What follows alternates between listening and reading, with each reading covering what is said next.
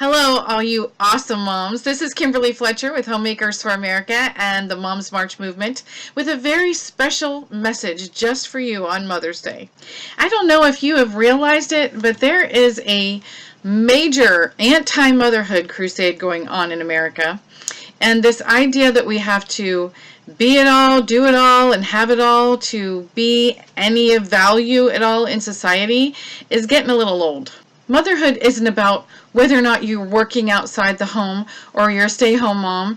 I mean, really, who is a stay-home mom anymore? We're running our kids here and there, being involved in this activity and that activity.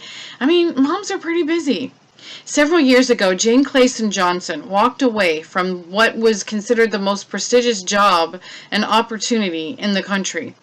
After years working in the industry, she found a guy that she fell in love with, and they had a baby.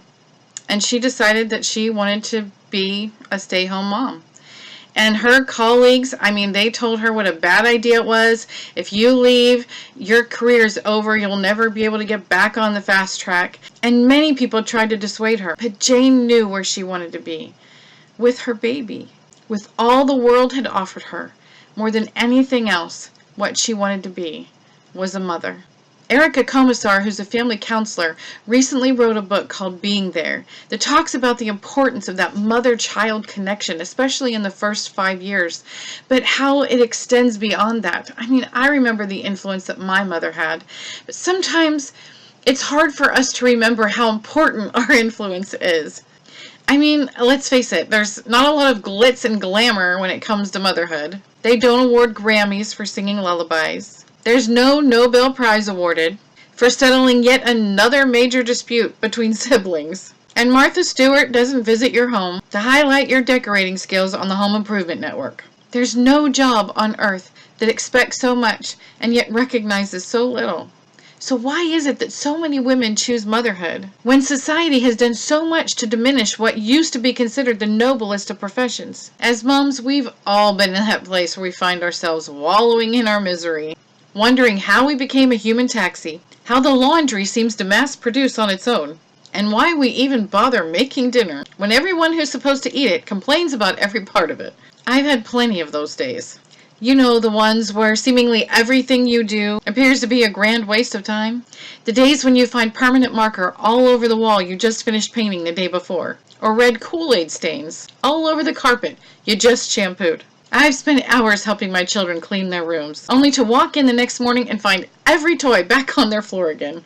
Socks never leave the laundry together, the bathroom never cleans itself, and no matter how many times I do the dishes, there's always seems to be a new pile that needs done.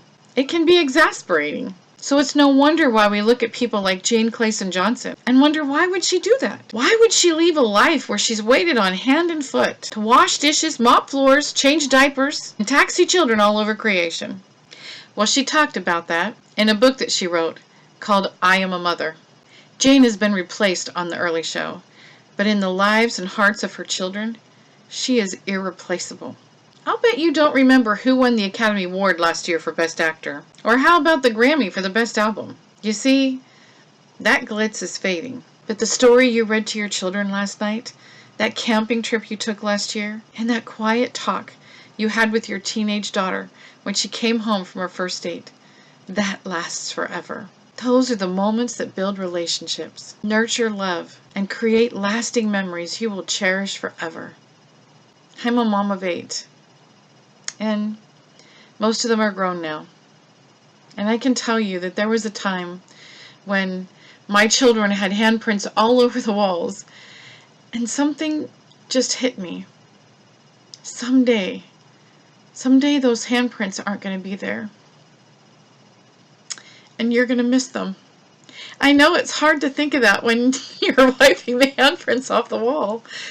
But as a mom who my youngest child now is 14, I can tell you the pitter-patter of those feet, the handprints on the wall, I do miss them. And I look forward to hearing them when my grandchildren come. It's an amazing thing, this connection that we have to the hearts of our children and grandchildren. Maria Shriver also had this passion for helping mothers realize just how important their influence is.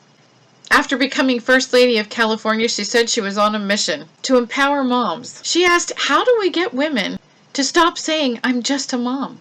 Or, I used to be such and such, but now I'm just a mother. She said that we need to market motherhood, so she came up with the best saying, motherhood 24/7 on the front lines of humanity. Are you man enough to try it? I know sometimes we look and see there must be something more we can do. There must be something better that we can spend our time doing. Or we want to go out and fight the barbarians who are trying to take over the country or take over our children's lives or our families.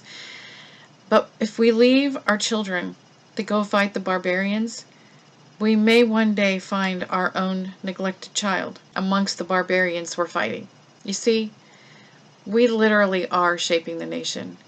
We're not just a mother. We're builders of men and women, future citizens and people of this country. We're not just making a home. We're shaping a nation. We're molding the future. The destiny of America is in our hands. And you know what? That's why there's such an anti-motherhood crusade. Because those who want to destroy everything that God created, everything that is good and true and beautiful, the very freedoms that we experience in this country, that's all from God.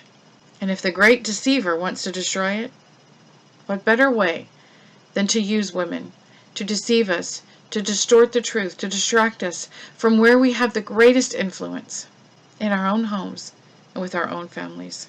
So on this Mother's Day, when you tuck your little ones in at night, and you're planting that new potted plant or cleaning up after the breakfast that your kids made for you to tell you how much they love you, remember, you're changing the world. Happy Mother's Day.